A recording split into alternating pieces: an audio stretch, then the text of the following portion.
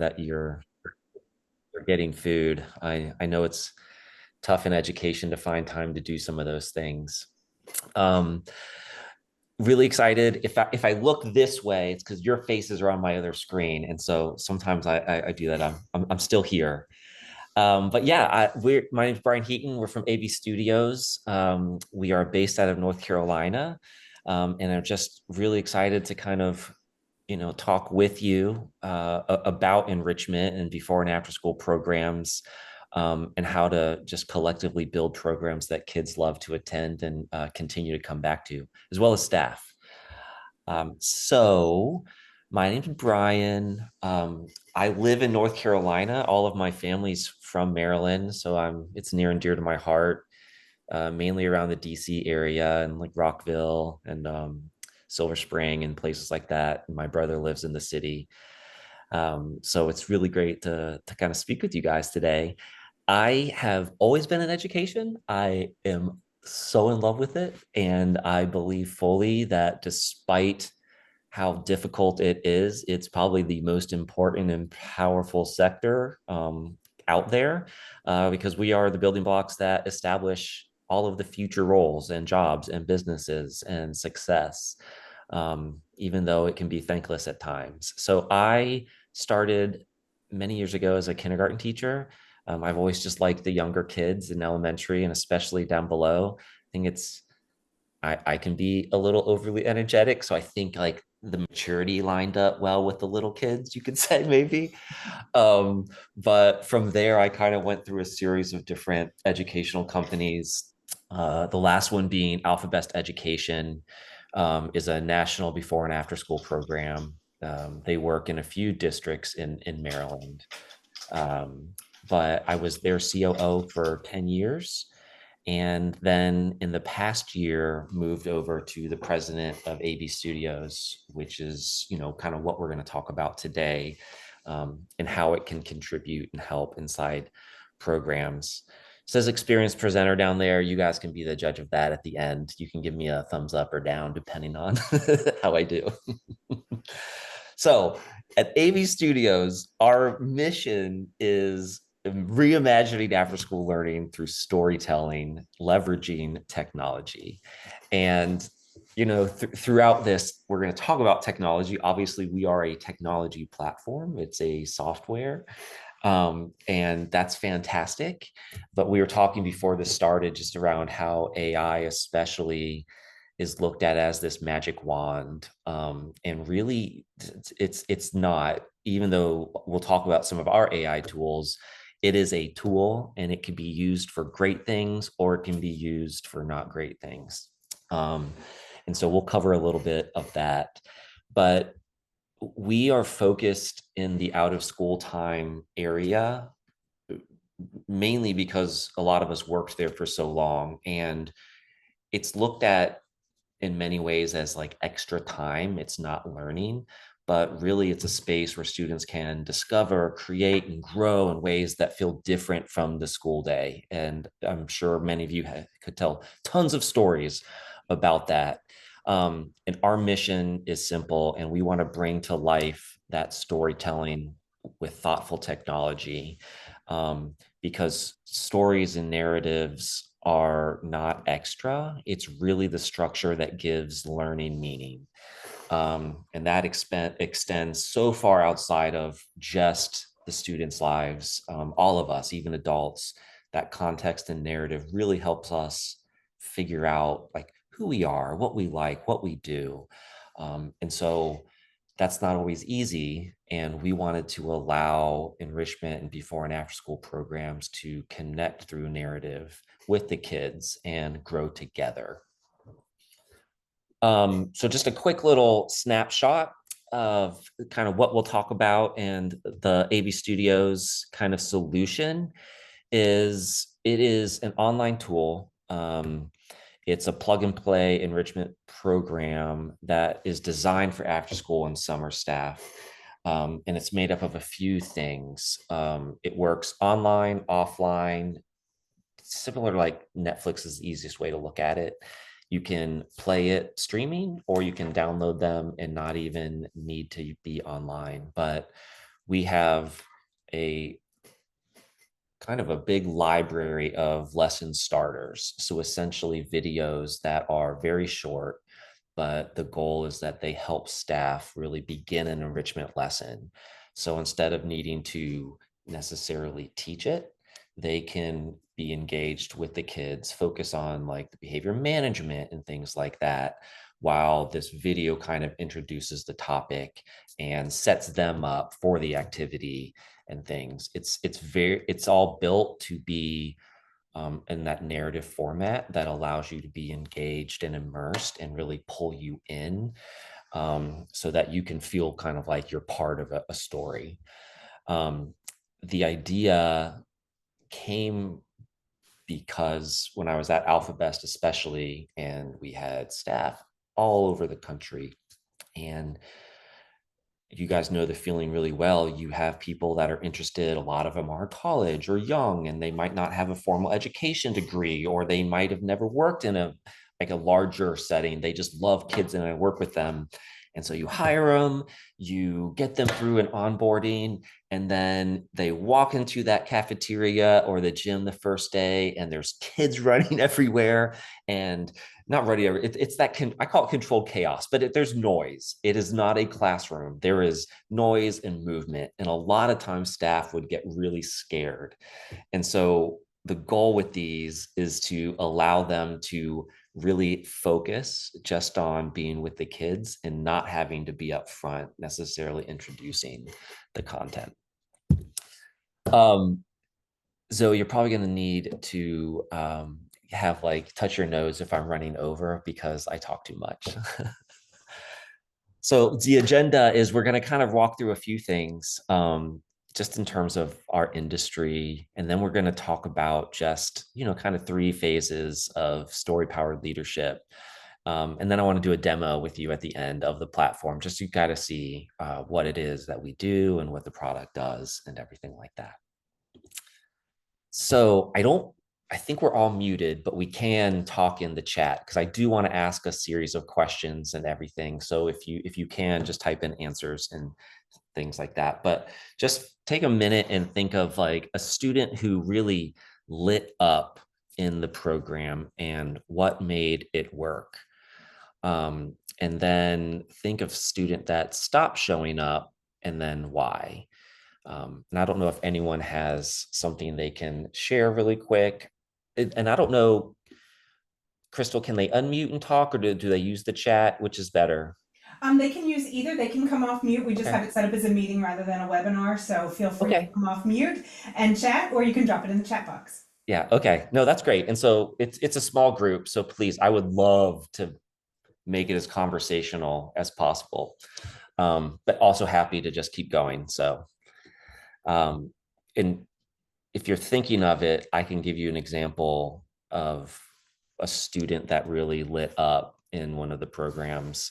Um, he was young, his name was Ahmad, and he was like incredibly shy. And so I think we all probably know those kids. And he barely spoke, he did want to engage, and it was really difficult. I could tell that he was just not present. And I could not figure out a way. And then finally, I created this new role called narrator, which was kind of like, you've got line leaders and door holders and all of those things. And the narrator's job was to share, like, explain all of the best parts of the day, like what's for lunch or what's for snack today. And he really embraced it and he started speaking. And like I could tell when he walked into that program in this role, he was more confident, he engaged more. And so it was just one of those moments where you just kind of like we're all here. We see the improvement in a child's life. Um, Sophie, going on a boat trip, I would like to do that. That sounds lovely. I'm sure that's awesome. I can't imagine if it was the first time what that was like being on water and not having that experience, but doing it still. Um, and also the one that stopped showing it. That's really difficult. And it's a tough part of our industry, but one of the best parts of our industry because we have this opportunity to be a part of kids' lives. Um, and when they stop showing up like that, it was, I'm sure they might not have wanted to, but they needed to be home with the siblings. But I'm sure the time they were there was impactful and they felt a part of that group and inclusion. Anything else, anybody, before I keep going? I'll just jump in. I had a student, he was a middle schooler, kind of one of those shy kids, um, one that sort of everybody picked on a little bit and everything. And he started playing soccer in our program. Oh, And then when he got into high school, he became a coach for the younger kids. And then he came back after high school and worked for me.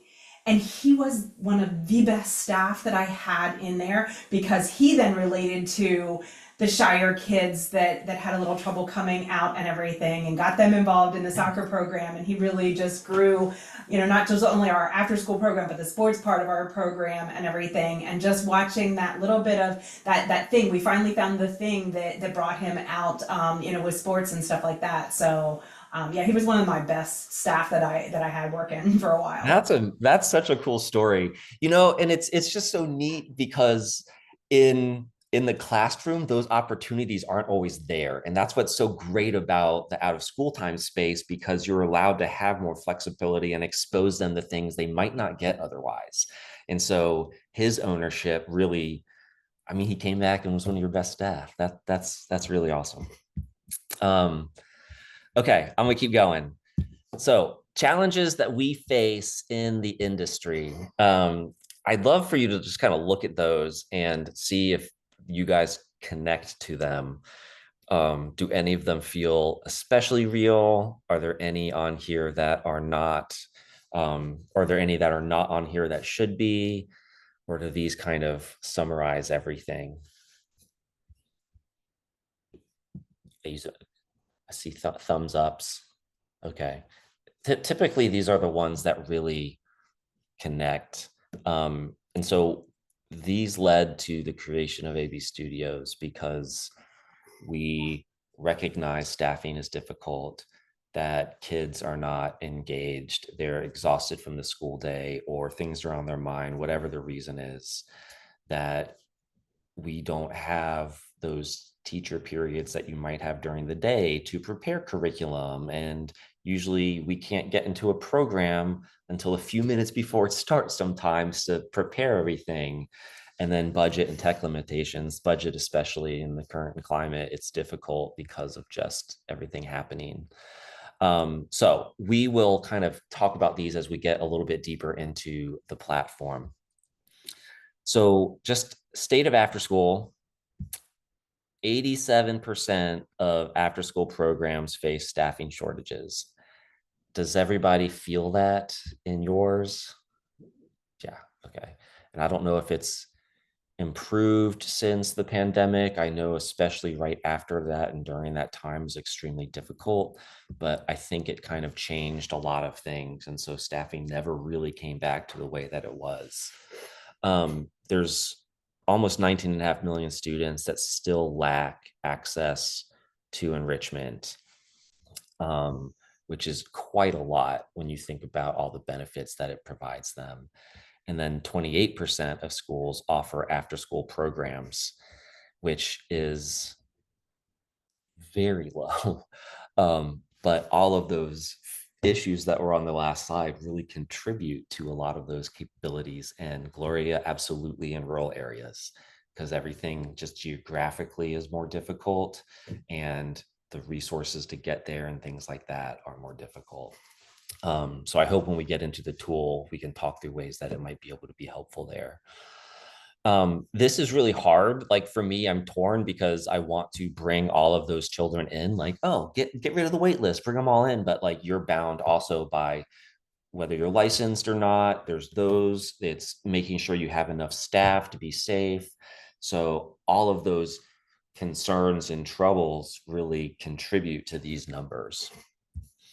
But there's also really good things, and I think we could all personally know them. But 49% of chronically absent students improved attendance after joining after school programs. And we could talk probably a whole hour just on that, but feeling that safe space, that ability to learn and connect with others, really, you know, I'm sure you guys have had kids that don't want to leave your program, or they come to school because they can't wait to get to the program. And the parents or guardians pick them up and they don't want to leave because they're having so much fun, which happens a lot. 20 percentile gains in test scores for students regularly attending high quality after school programs. And high quality doesn't mean they have tutoring. It doesn't mean that there are licensed teachers working with them individually. It just means that they are in a space where they are safe, cared for, and they feel a part of that group and a narrative that's happening. And then 83% of students say they like school more because of their after school program. I was 100% one of those kids. And Crystal, I imagine the one that you talked about probably would have said the same thing, because it was a space he really felt safe and comfortable in. So just over the next few minutes before we jump into kind of like a demo and kind of getting a little bit more involved, just talking through what a story powered leadership framework looks like, and how building engagement in a narrative can really allow everyone to be more immersed and involved in the program.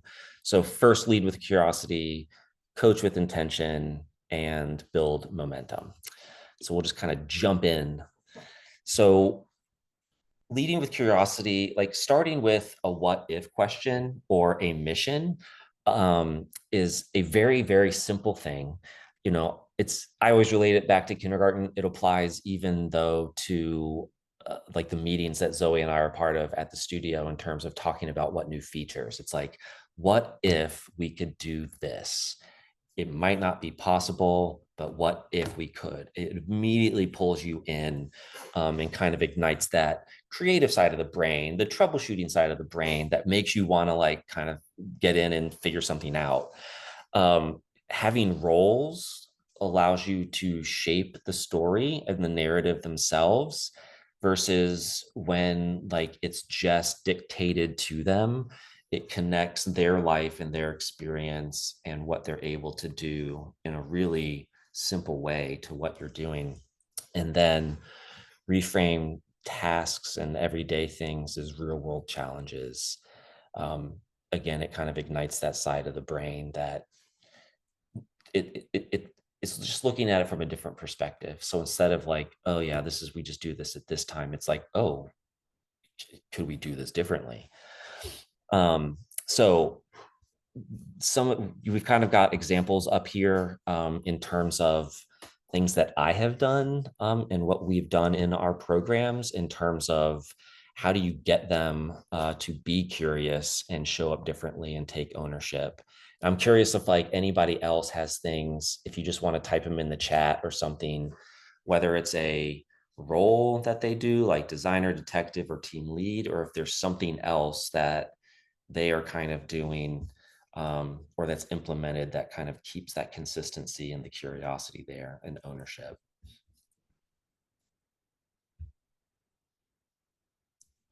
Everyone's eating their food. I don't blame you. Okay, so I mean, I think you guys probably connect with what that means.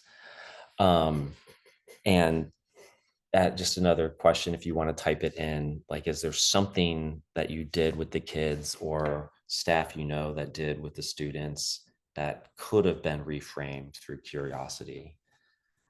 I'm interested about, I think it was Sophie, like just the whole boat ride, how that was set up to make whoever it was want to go if they were nervous going into it.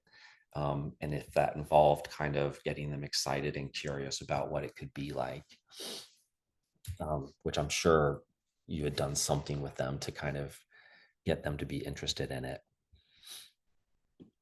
So the second part, just coaching with intention, it's a lot of times the things that we talk about with kids like apply to adults too. We want safe environments, we want to feel seen, we want to feel like we can share and not be um sorry, Sophie, I just saw your message.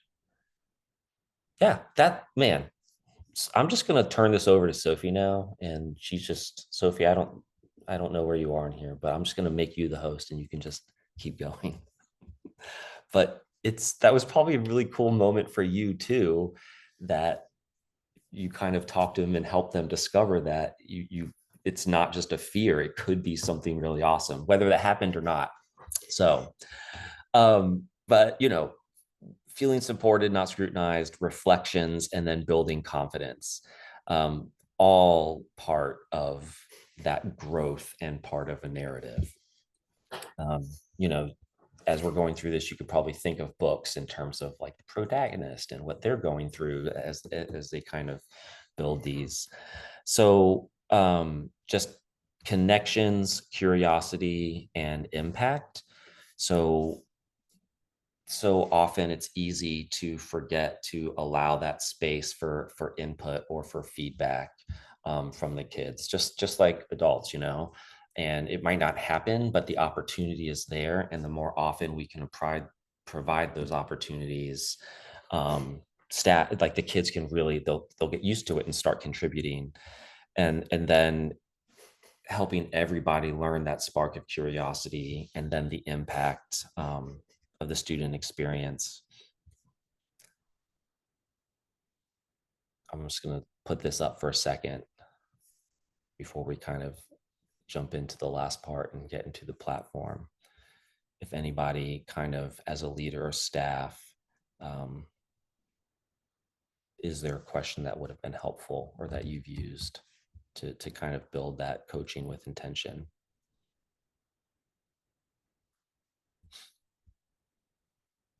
All right, part 3 before we dive into the platform demo here. Um, Momentum is really about carrying what you started. The kids are curious, they feel like they have a role, they're engaged, and it's not just an opening to something. It really needs to push through and extend deeper. So multi-day arcs and cliffhangers and celebrate progress. And we probably all run our programs differently, whether it's a curriculum in terms of like a semester or quarter long thing, or if it's a daily activity.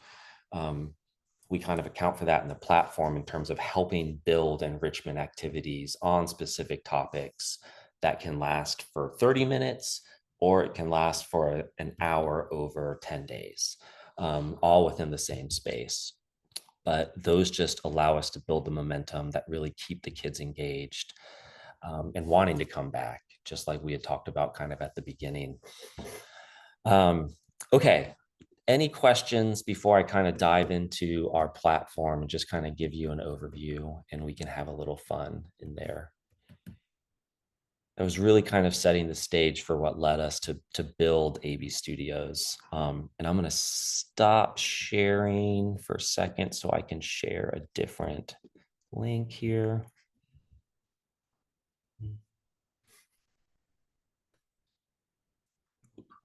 No, I think it's this one.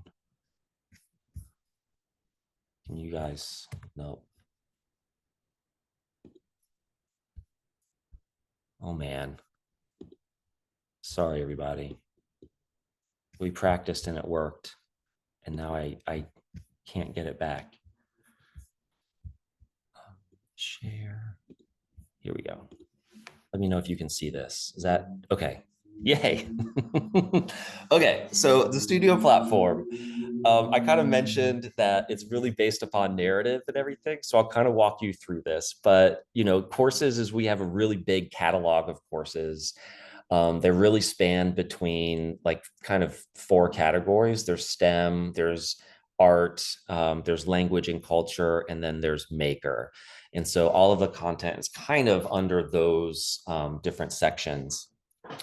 But essentially, like if I just clicked on American Sign Language, You can see down here that we have 9 sessions in here. And essentially what they are is if you play them, and I'm just going to play session 1. And I'm sorry, you guys are going to have to see my face in 2 places because I was one of the people in this one. But they open and they handle that teaching moment with the kids so that your staff are not having to be like, I don't know sign language. I don't know how to teach them the ABCs. I don't know how to introduce this. And so we have people that kind of take that component for you. Hello, explorers. Is this coming through? Can you My guys see it? name is Okay. B-R-I. Brian, So I'll have you mute yourself though, or And mute the video. welcome to ASL Goes to the Movies. For the next 9 sessions, we're going to buy our tickets, grab some popcorn, and find our seats in the movie theater, all while learning American Sign Language, which is sometimes simply called ASL. I love movies, and I bet you do too. What kind of movies do you like? Do you like action adventure? I'm just going to kind of advance through here a little bit so we don't have to watch the whole thing. To help. This is all new. But like essentially, with the stem and leaf pointing you know, up. the staff can be out there engaging and learning with the kids versus them having to be up front and doing that. Stick up in hand shape as G. And then there's always the activity. Like there's something that goes with it in terms of what that activity is, and so that you have that, you know, what materials you might need in advance. And all of our materials are low cost because we know budget is such an issue and a concern. So really big library of these courses. And if anyone wants to see some more later, we can. Discover is you can actually build your own courses and add them here. And as you're doing that, you have the option to share it with the whole basically platform. So you'll have content in here that other people have made from different organizations that they share. So it's a constantly growing library of what we make studio, as well as what everyone else is making out there that's also leveraging it. So calendar we'll come back to in a little bit, but let's just say you have, or you know, there's 5 programs, or there's 5 classrooms, or there's 5 groups, or it could be way more than that in terms of like 5, 10, 50 schools. What the calendar does is allow you to essentially see, you know, by day, but you could assign one of these courses or one of the lessons that we're about to make together through it.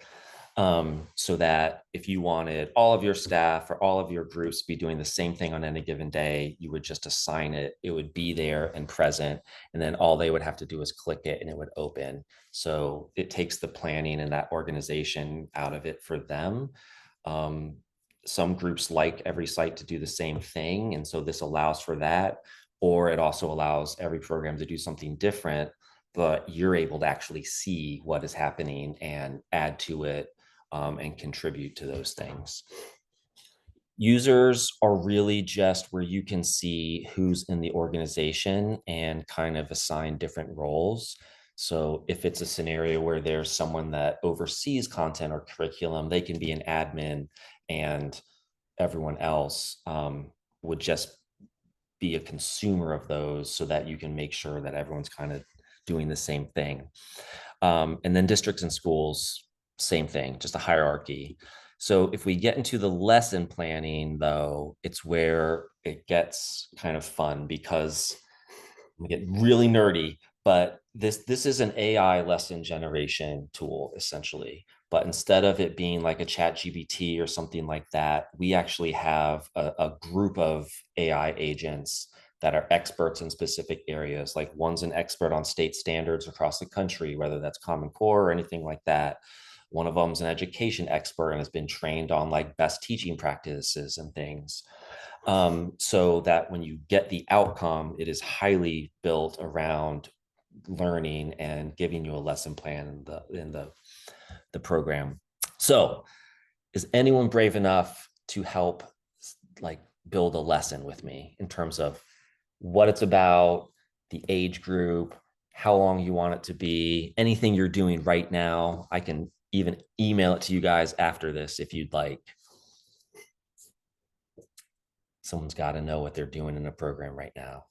I'm happy to make it up, but it's always fun when someone else has an idea. Anyone? Okay.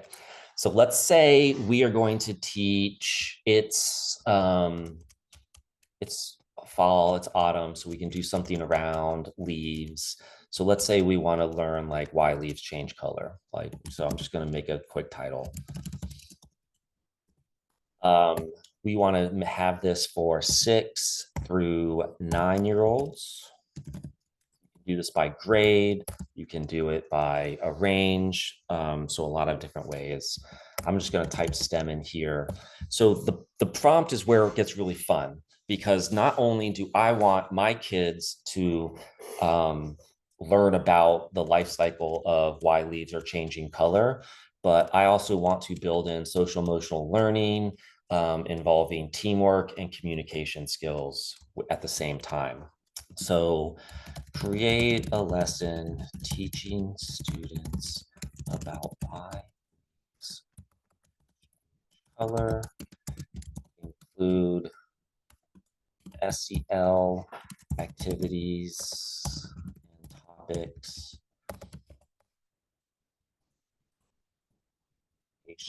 and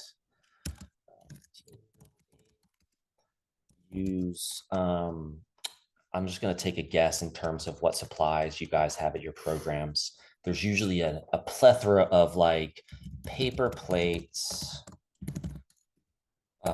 markers, paper, and say popsicle sticks. So in here, you can put specifically what supplies you have or what you're trying to get rid of so that you don't have to get a lesson that involves other things. We are Maryland, so I'm going to stay Maryland. Oops. And then I'm just going to say I want it to be 40 minutes because that's what I do. So I'm going to generate the lesson plan. And we're kind of going to, it'll take a minute or two to kind of create it. But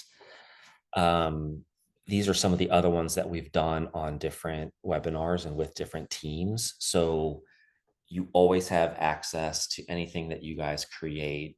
And if you choose not to share it, only you have access to everything that you guys create. And those can be grouped into folders. So if you have teachers in here, everybody can have their own space, or you can have it organized by topic, subject matter, pretty much any way that you can imagine it. I can just open up one of these and we can kind of see the format. So this one was billed for 6 through 10. And you can see this was a Florida one, but it brought in all of the state standards that apply through this lesson. I'm not sure what everybody's funding is. A lot of times, if you have any sort of grant or something like that, if it's outside of parent pay, and then you usually need evidence to turn in at the end. And a lot of the groups that we work with use these as that evidence because they can say these are the objectives that they're learning, what they're leaving with. So the materials, it was a 40-minute, and it kind of gives you even prompts in terms of like what's a good opener for a staff member to use. Testing prior knowledge, it walks through a hook, something to get them engaged, background information, and it even breaks it down by the time and everything, but it kind of walks you through what you would need. So if you did this anytime in advance, you'd know exactly what to do. Or even if you walk into the program, you just open it, everything is laid out for you right there if you wanted to not use a video but create your own content. So let me go back and see if it's there. So here we go. So why leaves change color. So grades 1 to 3, it's 40 minutes.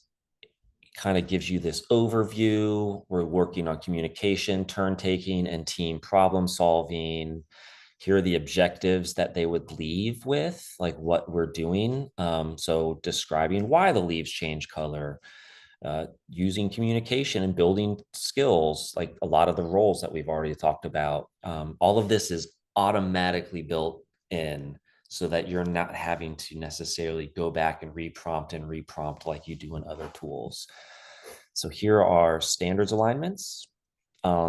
We include these even if a lot of us might not need those, but we like having them because even the leadership at the school or the teachers that the kids are with during the day, sometimes we're involved in IEP, sometimes we're involved in things like that. And just having how it ties into a school day is just really helpful in a lot of ways.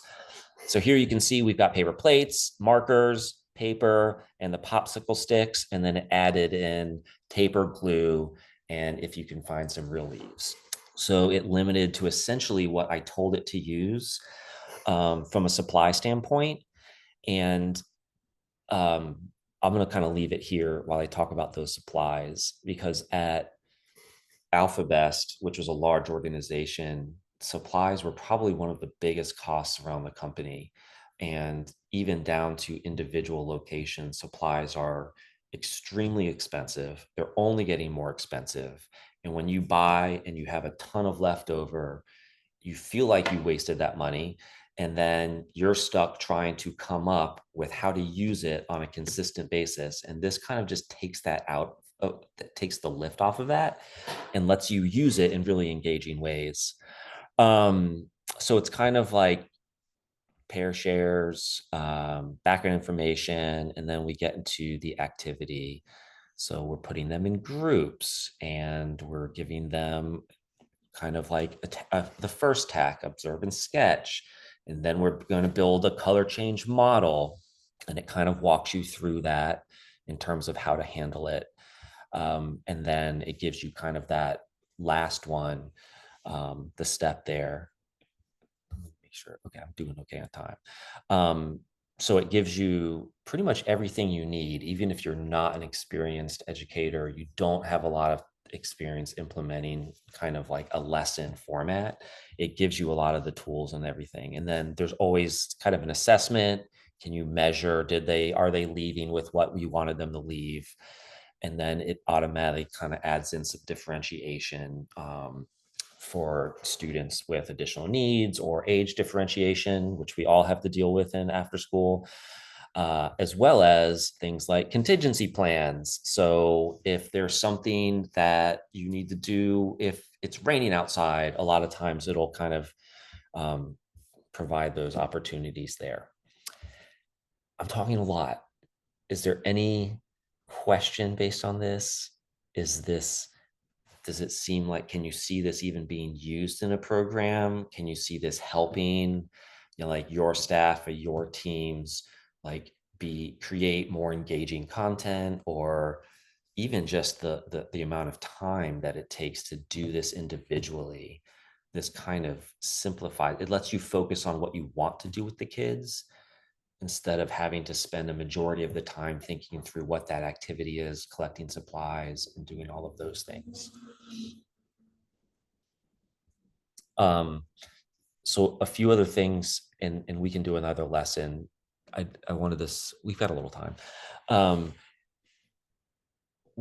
What's been really helpful for other organizations too is, when we are in out of school time programs, we don't have the same resources that the school day does. Like we don't have necessarily access to the one-on-one the student has in the classroom because we're outside of that school day. We might not have access to a classroom where some kids are in a really small group of 2 or 3 students, but they come to our program and they're in with the rest of everyone else that's attending. So those things are out of our control.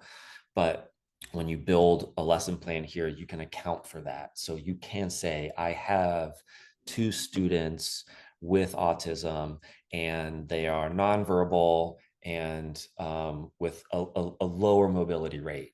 And it will account for that in the lesson plan and give you kind of alternatives to do that include them. You could say we needed a low volume activity, because we have a high sensitivity to like an audit, like any, sound. There's so many things like that. um, Wheelchair access. uh, these are just some of the ways that we've seen it successful in other programs, and how they're used. Any Because I can do another one. Is there anything like that that would be helpful for you guys to see?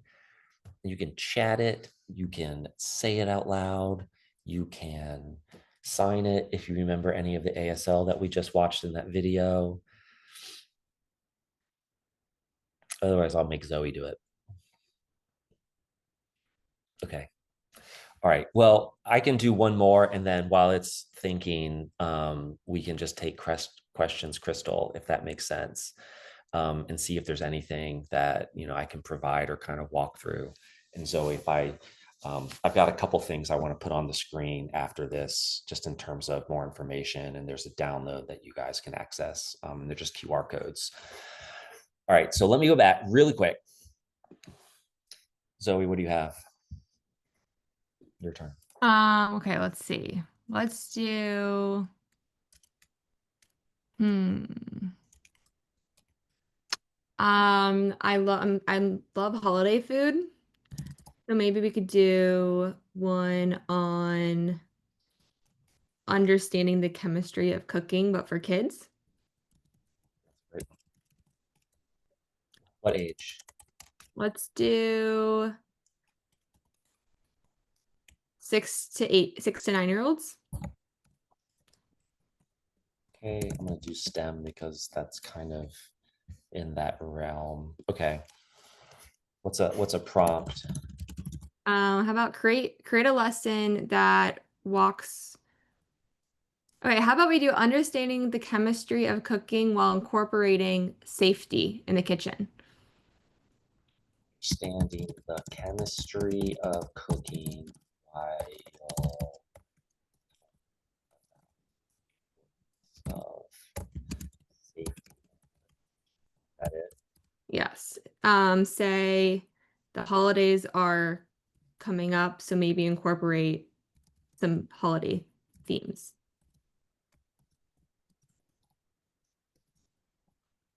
And Awesome. let's do the state of Maryland. Maryland. And I want the lesson to be 30 minutes. I only have 30 minutes for this class. All right. This Here we time. go. So while this is thinking, are there any questions or anything that you guys might have, in terms of, or even just ideas, or even if it's, can it do that, or I wish it did this? In the it, Coming up in January, the first quarter, because again, like our goal is we want to be able to support and be that assist to our industry. A lot of that is parent communication also. So when I pick my kids up, at least they're 6 and 9, I always ask like, oh, what'd you do at school today? Did you have fun? And it's usually, yeah, it was fun. And I don't know. And so what we want to, I think that's pretty much everyone's experience. What we want to do is build in that parent engagement in terms of, if the parents get the app, depending on what you have in that calendar and what you're doing that day, they can get a message with like, hey, this is what so and so did today. And here are 3 questions you can ask them in terms of how to have a conversation when you pick them up in the car. Because once you ask them specific questions, there's a lot more conversation that happens. And the goal also is to lower those calls that you get from parents saying, hey, you're supposed to be doing this. My child says you never do it, when actually you're doing it every day. They're just not saying it. And so hopefully the goal is it cuts back on like the parent concerns about what's happening, because they already know in advance what's happening outside of just a parent board or something like that. So that's just kind of one of the features that we will be working on in the new year as we kind of continue to refine this. All right, here we go. Zoe, we'll see how we did. Okay. So we got Hmm? objectives, we've got materials. Um, it automatically kind of was sensitive to anything allergy needs, and then some kind of, you know, lower supply. Holiday bakers and scientists will change. This would be fun. I want to do this. I'm going to do this I with like that. kids. Yeah. I know. This is always such a good idea. So what changed from dough to cookie? Can we turn a baked cookie back into dough? Which I think would really ignite a lot of fun answers from kids, especially, you know, when they start thinking about that. So then it kind of walks through all the background. Here's the activity. And, you know, if we had added in limitations such as what you had access to, like we don't have access to an oven or a stove, so we can't actually bake, it would remove anything like that from the lesson too. And then it kind of walks through some of the safety tips, everything like that. And then all of the Brian, things. we had a question in the chat about Oh, if it has so sorry. capability to add photos and videos. If it what now? I'm so sorry. I can't Has see the that. capability to add photos and videos, and Yeah. uh, So it does it. So in the lesson planner, it doesn't, it'll add pictures. So, but right now it's limited to this. Probably in images are coming. We're working on that right now. So if you wanted to say include images of like down here, I think it actually, yeah, the recipe cards. So that'll be here pretty soon because that's already possible with AI. In terms of the video creation, that's a newer technology, which we're working with Google on. Um, and I won't get super nerdy, but yes, the goal would be it would take this lesson and create a very short lesson starter like I showed you automatically that you could show with the kids. That's probably not going to be available though until further into 2026 when that becomes more accessible.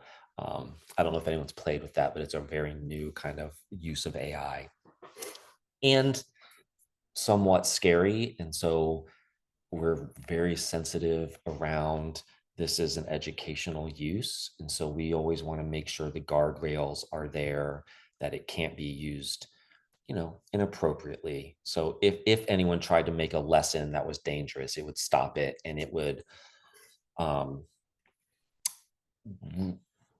basically spit back something in terms of like what to do to mitigate that. Like, so it would incorporate like social emotional or something like that versus, you know, whatever the topic was. um Zoe, I can't get my, oh no, here's the chat. Was there any other question in there? no other questions. But we have the ability as well to create your own.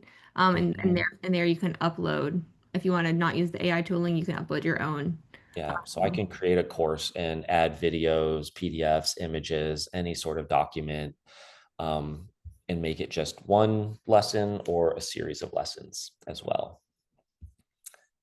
Okay, I'm going to close this as we kind of get near the end, and I'm going to share. Let me get back to. Um, Zoe, do you have it pulled up by chance? Actually, never mind. We have a couple QR codes that we want to send you so that you guys can actually, you know, download. We've got some case studies and things like that.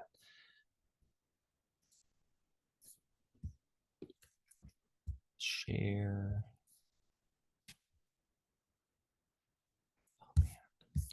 I'm sending everything in the chat. So it's totally okay if we don't have it up, but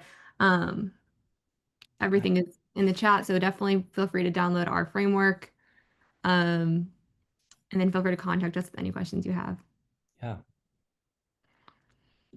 Awesome. Anything before we're a few minutes early, but anything that we can do or provide um, right now before we jump off?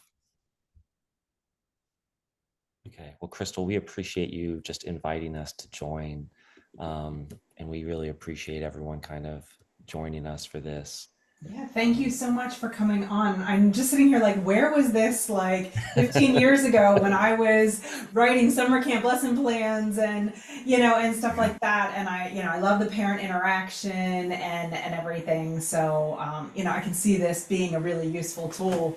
No, yeah, that's funny you said that because we didn't do any kind of multi-day or multi-week lessons, but it will break down a topic. Like if you wanted it to spread over 2 weeks with an hour lesson each day, that's one prompt and it gives you all of that at once, not like kind of separate prompts that you're having to do for each of those days. So some of the organizations use it that way to do like longer unit type style. That is fantastic. Well, thank you so much.